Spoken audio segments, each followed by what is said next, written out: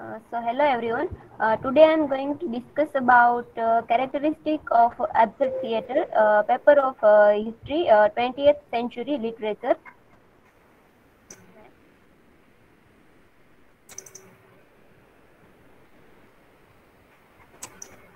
So what is theatre of the absurd? The theatre of the absurd is term coined by critic Martin Esslin in his essay Theatre of Absurd.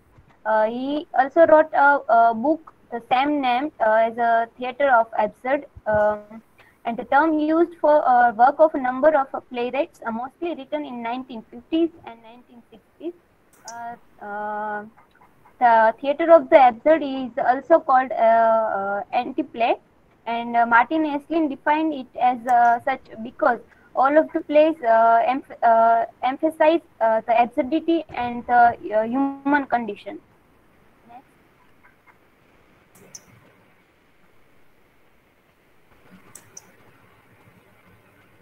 According to Merriam-Webster dictionary, it defines absurd theatre as theatre that seeks to represent the absurdity of human existence in a meaningless universe by bizarre of or fantastic means.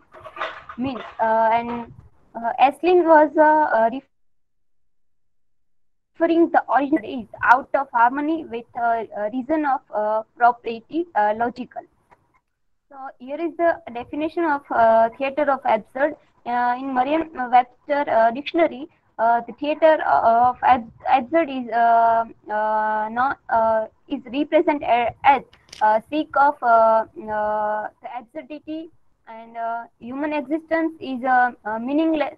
Is in the universe, it is meaningless, and Esslin was said that it is our harmony with reasons of propriety and logical. The next.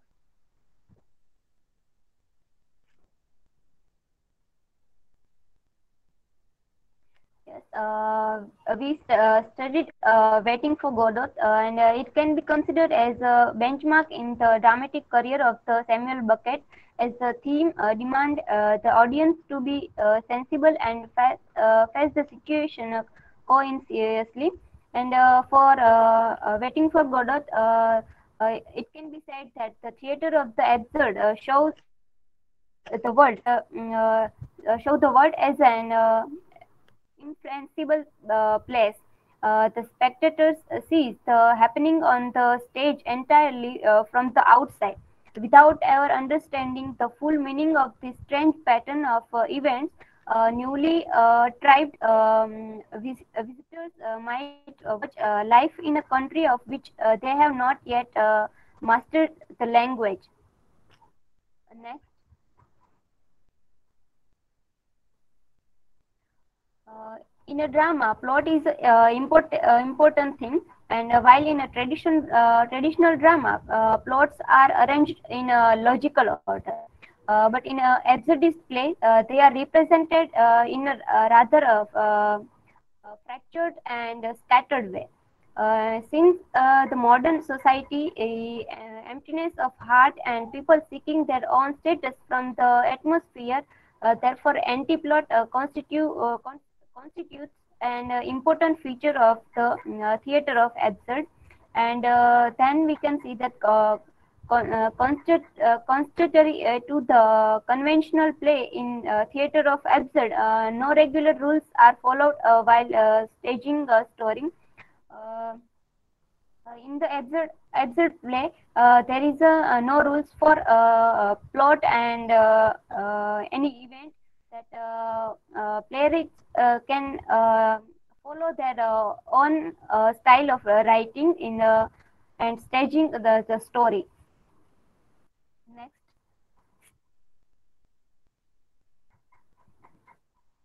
The history of absurd theatre. This movement influenced by existentialism. Existentialism was coined by Camus, and this began in the form of experimental theatre in Paris. And absurd elements first came into existence after the rise of Greek drama in the play of Aristophanes in the form of wild humor and buffoonery and old comedy. And morality plays of the Middle Ages can also be called pathfinder of the theater of the absurd, and it dealing with common man's struggle with existential problems. Next.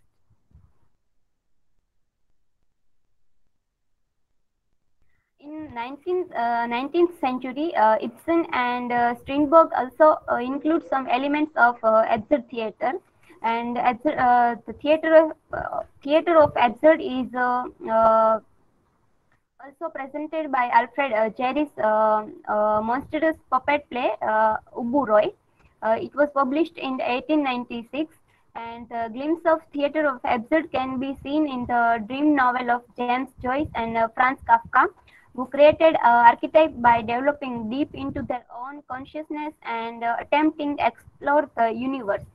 Uh, this term for the theater of absurd is mostly take place after World War, because in World War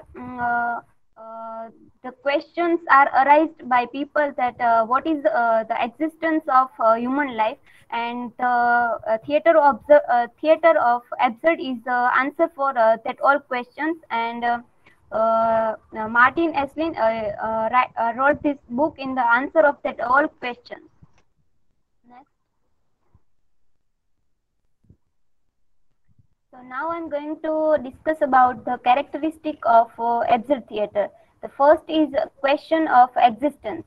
As I talk here that after World War, everyone raising question about the existence of human. Also raise some basic question of existence of life, like why we are alive, what we have to do in our life, and why we have to die, and similar kind of questions that arises in our mind, and this in absurd theater these all questions are presented. The second characteristic of absurd theater is distrust in language. For the absurdist playwright, language is only meaningless communication and stereotyped exchange in ideas, because words fail to express essence of human existence. This is also important characteristic of theater of absurd, that playwrights distrust in language. So this is also important characteristic of absurd theater. The next. The third characteristic of absurd theater is illogical speeches and meaningless plot. By illogical speeches and meaningless plot, they wish to establish a feeling of freedom to make their own words. In We studied Waiting for Godot. In this drama, we can see that it is the best example of absurd theater, absurd drama. And in that drama, we can see that the conversation between Vladimir and Estragon is meaningless, and their speeches are also meaningless. There is no importance of their speeches and their meaningless plot. So this is also important characteristic of absurd theater. And the fourth characteristic of absurd theater is a re-establishment of man's communication with universe. Martin Esley also give attempt to restore the importance of myth and rituals in the life of man, and make them aware of ultimate realistic of their life. The theater of absurd is a one type of satire on the human life. It is also it is also shows harsh reality of religious religious matter and the universe, like what is our existence, how why we have to die, and the other questions um, which is about the universe and our life. So this is also non-characteristic of theater of absurd. Next. The fifth characteristic of absurd theater is emphasis on abstract value of life. Absurdists force us to look at our abstract value of life, like love and family, and we may hope to accept the absurdity of life and try to find value in them. Uh, as we know that in absurd drama, we have to accept the situation as it is, and it is the also characteristic of absurd theater. And the sixth characteristic of absurd theater is vagueness about time, place, and character. Absurdity have no time, place, and character in their place, as they feel that is not past or future, only the representation of the present. In Waiting for Godot, we also seen that there is no description about past and future. It is mainly focus on present, and what we are doing. It is the main focus of the play. So we can see that there is no important of past and future in absurd drama. And there is also one important characteristic is that there is a less of character. In the Waiting for Godot, there are only four characters. So this is also important characteristic of absurd theater. Next, communication and the characters.